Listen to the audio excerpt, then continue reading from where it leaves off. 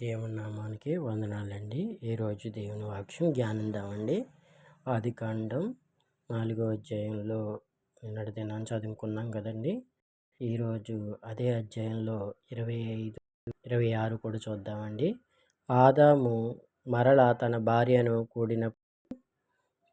కూడినప్పుడు ఆమె కుమారుని కని కయ్యోను చంపిన ఏబేలు ప్రతిగా దేవుడు నాకు మరియొక సంతానమును నిచ్చినని కొని అతనికి సేతు అని పేరు పెట్టెను. మరియు సేతునుకును కుమారుడు పుట్టెను. అతనికి ఎనోషు అని పేరు పెట్టెను. అప్పుడు యెహోవా నామమున ప్రార్థన చేయుట ప్రారంభించెను కదండి.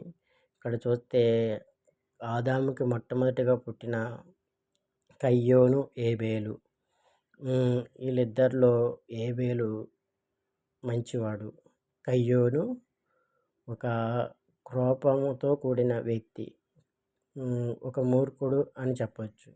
కయ్యోను ఏబేలుని చంపాడు.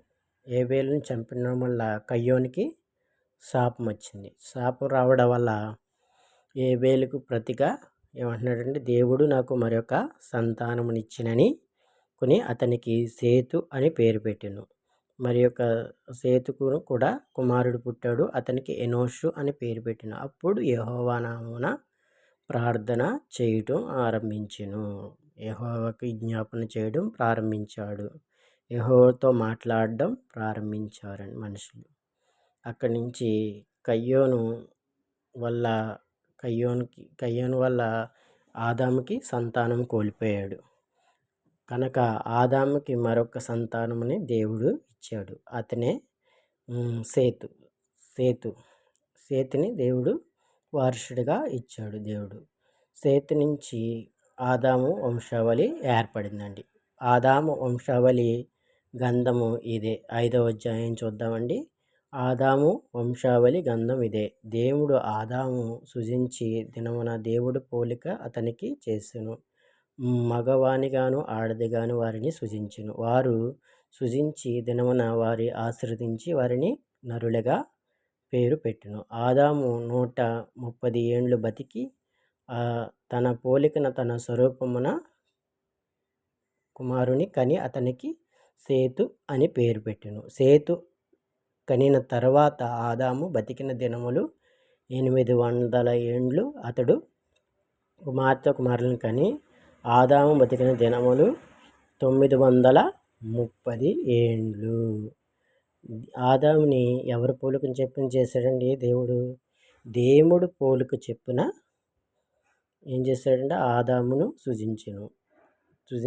దేవుడు పోలిక అతనికి చేసెను.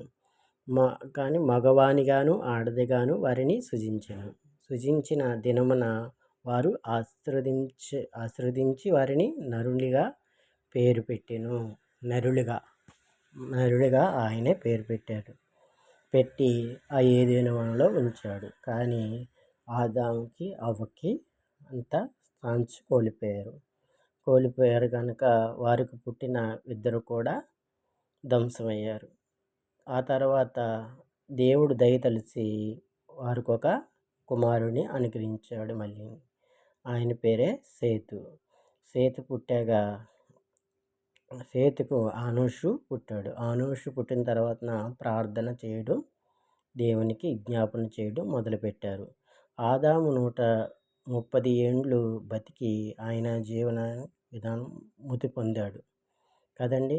అప్పుడు మళ్ళీ సేతు ఆనోషుని కని ఆయన 912 ఏండ్లు బతికి సేతు మృతి పొందాడు. ఆ సేతు మృతి పొందేగా సేతు కన్న కొడుకు ఆనోషు కూడా 905 ఏండ్లు బతికి ఆయన మృతి పొందాడు. సేతు ఎవరిని కన్నాడండి? సేతు 900 ఏండ్లు బతికి 5 ఏండ్లు బతికి కయ్యోనుని కన్నాడు. ఆయన పేరు మొట్టమొదటి కయ్యోను కాదండి. ఈయన మళ్ళీ పుట్టిన కయ్యోన అంట. 70 ఏండ్లు బతికాడు. కయ్యోను అనే వ్యక్తి కూడా 910 ఏండ్లు బతికి ఆయన మృతి పొందాడు. కయ్యోను పుట్టిన వ్యక్తి తెలుసుకుంటే కయ్యోనుకు పుట్టిన వ్యక్తి ఎవరంటే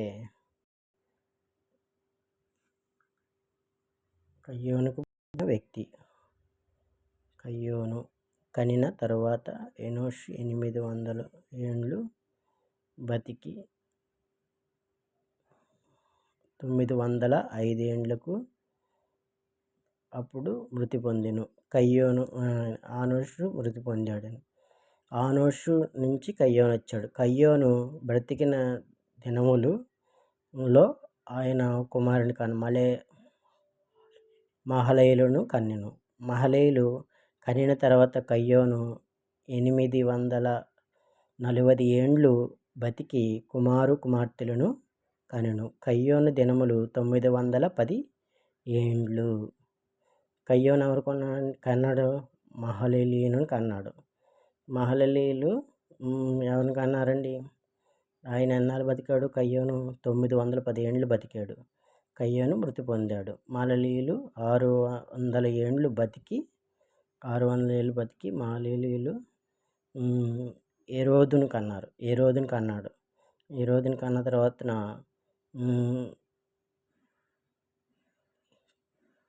మహలయేలు 809 ఏండ్లు బతికి మృతి పొందాడని. పొందిన తర్వాత మహలయేలు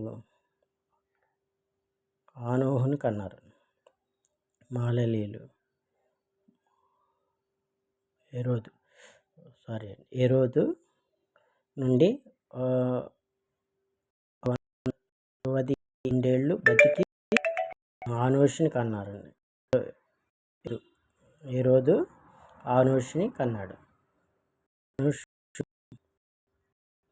కని తర్వాత ఏరోదు 800 ఏండ్లు బతికి కుమార్తెలను కనెను. ఏరోదు దినములు 960 ఏండ్లు ఆయన బతికి చనిపోయాడు. ఆనోకు 10 ఏండ్లు బతికి మెతుసాలను కనెను. ఆనోకు మెతుసాలను కనిన తరువాత 300 ఏండ్లు దేవునితో నడుచుచు కుమార్తెలను కనెను. ఆనోషు 300 దినములు 360 ఏండ్లు. ఆనోసు దేవునితో నడిచి తరువాత దేవుడు అతనిని తీసుకుని పోయెను. చూసారా, ఇక్కడ ఒక వ్యక్తి ఉన్నాడు కదా, ఆనోషు దేవుడితో నడిచెను. అంత నడిచేటట్టుగా మనిషిని తయారు చేసుకున్నాడు దేవుడు. చూసారా, ఎనోషు పుట్టినప్పుడు ప్రార్థన ప్రారంభమైంది. ఆనోకు దినములు 360 ఏండ్లు. ఆనోకు దేవునితో నడిచి తరువాత దేవుడు అతనిని తీసుకుని పోయెను. అతడు లేకపోయెను. మెతుసాలను కన్నాడు కదండి ఆనోషు. మెతుసాల అన్నాడు. మెతుసాల నుండి 800 ఏండ్లు బతికి లేమెకును కనెను. మెతుసాల ఎవరిని కన్నాడండి? లేమెకును కనెను. లేమెకు కనిన తర్వాత 700 ఏండ్లు బతికి 780 ఏండ్లు బ్రతికి కుమార్తెలను కనెను. మెతుసాల దినములు 960 ఏండ్లు. 969 ఏండ్లు. అప్పుడు అతడు మృతి పొందెను. ఎవరండి? మెతుసాల మృతి పొందెను. మెతుసాలకు ఎవరు పుట్టాడండి? మెలేకు 182 ఏండ్లు బతికి ఒక కుమార్తెని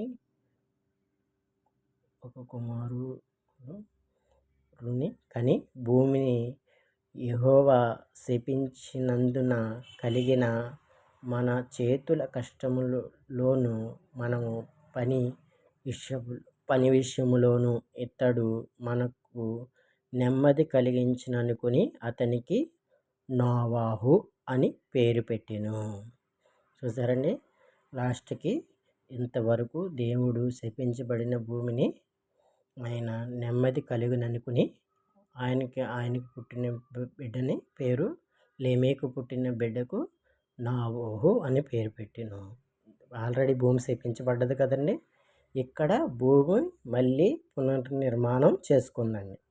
నోవాహు పుట్టిన తర్వాత నోవాహు అని పేరు పెట్టెను. లెమెకు నోవాహును కనిన తరువాత ఎనోట 90 ఏండ్లు బతికి కుమార్తెలను కని లెమెకు దినములను 770 ఏండ్లు. అప్పుడతడు మృతి పొందెను. నోవాహు 500 ఏండ్లు గలవాడై షేము, హాము, యెఫెతును కనెను.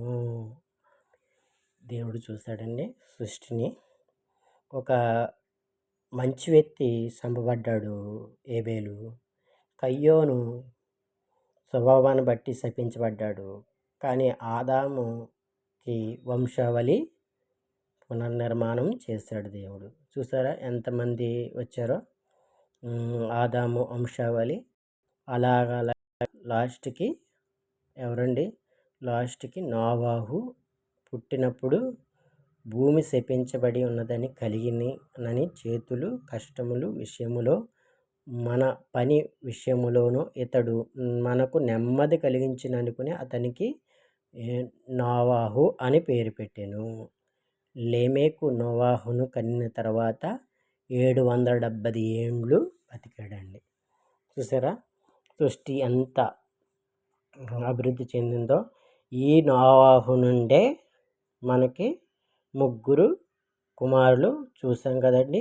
ఆ 3 నుంచే వచ్చిన సంతానంలోంచే చూస్తే నోవాహు 500 ఏండ్లు బతికి గలవాడై షేము, హాము, యెఫెతును కనెను.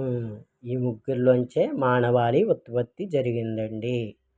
ఈ మానవాళి ఉత్పత్తి షేము, హాము, యెఫెతు నుండి మానవాళి ఉత్పత్తి జరిగింది. కానీ షేము వంశమునే దేవుడు ఎన్నుకున్నాడు.